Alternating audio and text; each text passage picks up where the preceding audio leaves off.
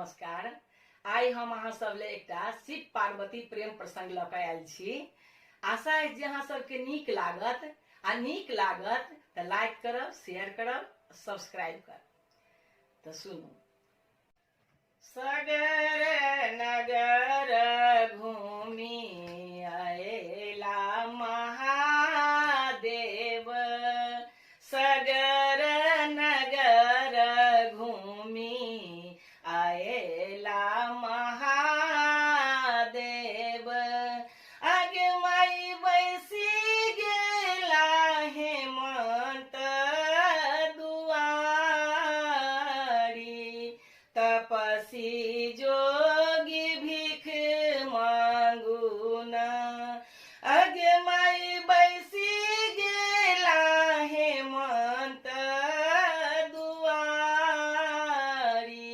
तपसी जोगी भीख मांगना।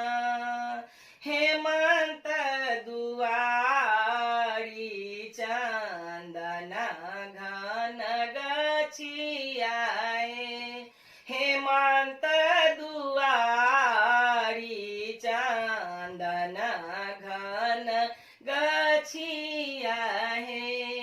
अगमई दुनिया रमलन सारी राती, तपसी जोगी भीख मांगुन। अगमई दुनिया रमलन सारी राती, तपसी जोगी भीख मांगुन। खने खने नाचई जोगी, खने खने गाबे, खने खने नाचई जोगी, खने खने गाबे। अगमई खने खने डमरू बजाबै, तपसी जोगी भीख मांगेना। अगमई खने खने डमरू बजाबै, तपसी जोगी भीख मांगुना।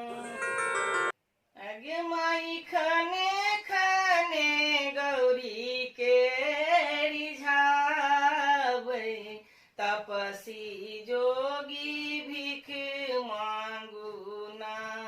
अगमई खने खने गौरी के रिझाबै, तपसी जोगी भीख मांगेना।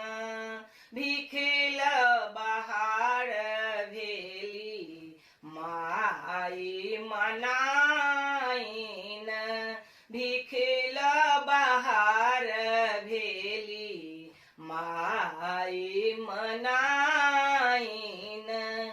अगमई लिया शिव थार भरी रत्ना, तपसी जोगी भीख मांगेना।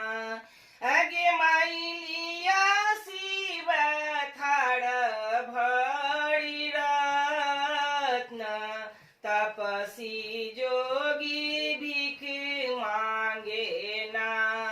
भिखियो न लै छै जोगी, मुखहु न बाजै, भिखियो न लै छै जोगी, मुखहु न बाजै।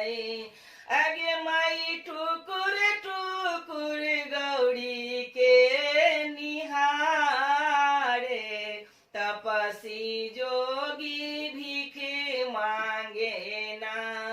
अगमई टुकुर टुकुर गौरी के निहारे, तपसी जोगी भीख मांगेना।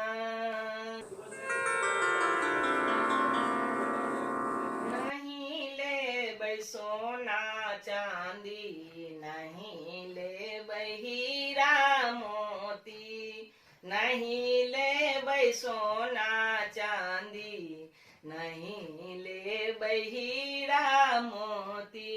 अगे माई गौ